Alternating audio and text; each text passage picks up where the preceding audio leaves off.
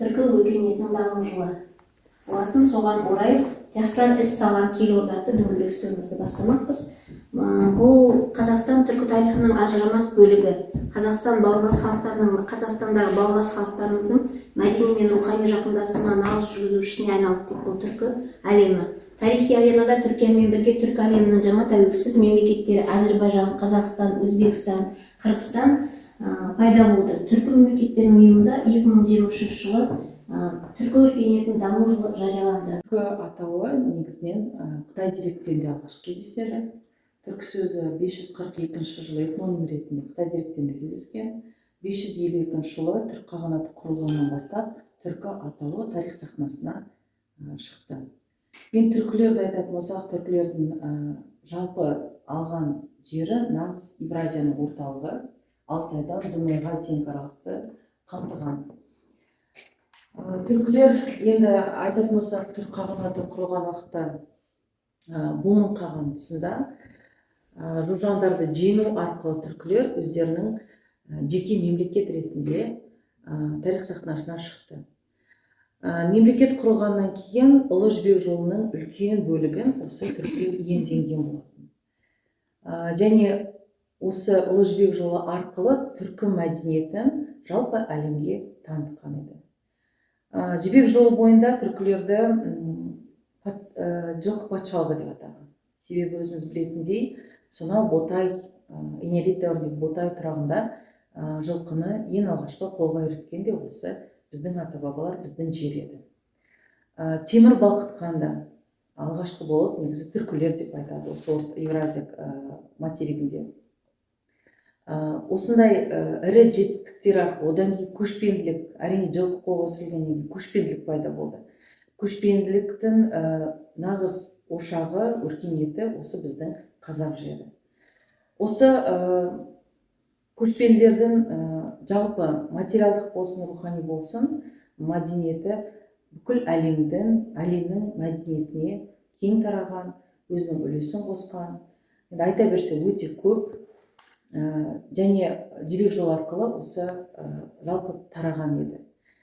Енді айтсақ, мұны жылқыны қолға үйреткеннен кейін жылқы әбзелдері, мысалы, кигіз үй болсын материалдық мәдениеттен, киім болсын, мынау қару-жарақ болсын, еңбек құралдары болсын, осының барлығын жаңағы түркі материалдық мәдениетіне жатқызуға болады. Рухани мәдениетіне болсақ, әрине көне руналық жазу, түркілерден қалған бізге қаншама этнос дастандар, архонемесе жазбалары, бұның барлығы әрине мәдениетке қосылған үлкен бір үлес. Және біз білуіміз керек, осы ұлы дала деп айтамыз ғой қазір. Осы ұлы дала мәдениетін қалыптастырушыда осы көшпенділіктің нағыз ошағы біздің Қазақстан жері, біздің ата-бабаларымыз түркілер. 1947 жылдан бастап зерттеген екен. Уже 47 жылдан атасы өңірлерінен зерттеу барысында атасы қоныстар жаңағы аңғылық кезеңінде, қола дәуір кезеңдерінде мектепте табылған, көбінесе бізде табылған Қарағаш өңірінде қола дәуір мектептері, содан шыққан майданлықтар, жебенің бастары, алтын ошақты сынағы, құмыран ойшақтары, жебен майданын бастары көрінді. Қалайда түрік қағанатын деген құмрасын сынағы дейді, кейбір өрінде байына сатыстан қола дәуірінде әртүрлі пікір айтады. Мына Таңғыл 1, Таңғыл 3 орындары бізде Дарақтың ойындарында басқан, оны жаңағы Жуаншбаевтар зерттеді, кейін Арман Жесенов зерттеп жатқан. Бұл зерттеген қола дәуірінің қолын орындары құрылыс кешенінің көріністері. Осындай қолын орнының 48 түрі бала жетеді.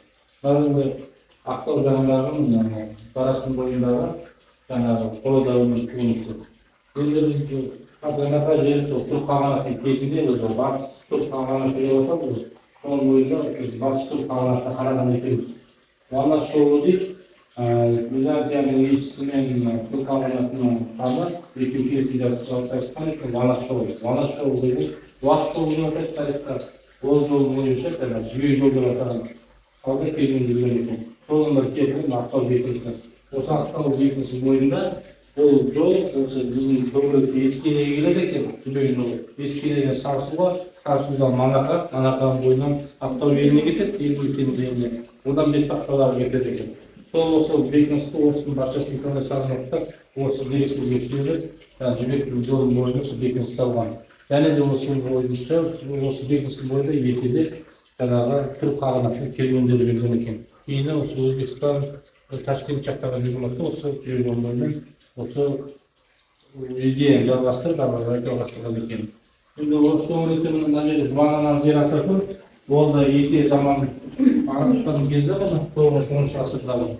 Сол кісінің зираты бұл Сәулет Румелиннің Жұбанана. Соның несі, кесенесі бұл 2015 жылы реставрацияда өтті. Түркістанның қол шеберлері жасаған. Оған дейін 1980 жылы реставрацияланды. Қол шеберлері осы реставрацияда өтті. Ал қазіргі кезеңдегі 17-18 ғасырда сол кезеңдегі сол батырлардың зираттары кесенелері Баеш Қылыш батырлардың атақты жаңағы Қылыш батырлардың зираттары орналасқан. Ана жерде мен осы табиғаттың көріністері